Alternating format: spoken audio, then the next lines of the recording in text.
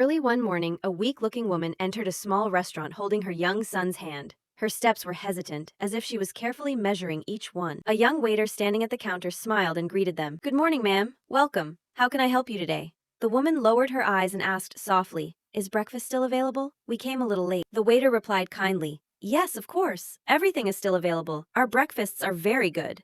"And the price?" the woman asked quietly. "We have options for $3 and $5, the waiter explained. The woman stayed silent for a moment, then hesitantly said, "If there's something cheaper?" The waiter immediately responded, "It's simple, but filling." The woman seemed relieved. "All right, please bring just one, and 2 spoons, please." The waiter was surprised. "2 spoons? Nothing else for the child?" No, this is enough," she said quickly. Her son looked at her and whispered, "Mom, aren't you going to eat?" She smiled softly. "I'm fine, sweetheart, you eat." The boy said innocently, "Mom, you're lying. You always say no one should stay hungry." The woman looked away and replied quietly, "Sometimes a mother feels full just by seeing her child happy." Hearing this, the waiter felt his heart tighten.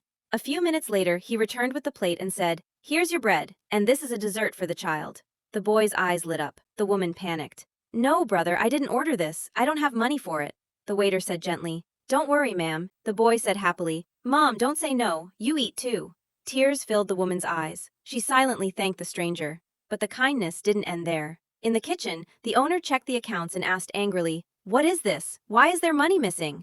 The waiter answered honestly, "Sir, I gave a dessert to a child." "Who gave you permission?" the owner snapped. "This is a restaurant, not a charity." The waiter replied calmly but firmly, "Sir, that mother and child were very hungry. I've been in that situation myself." "I'll deduct it from your salary," the owner said. The waiter lowered his head. "You can deduct it, sir, but I can't ignore a hungry person." The next day, the owner called the waiter in. His tone was different. "Come, sit down. I want to talk to you." At that moment, the same woman and child walked into the restaurant. The waiter stared in shock. "You?"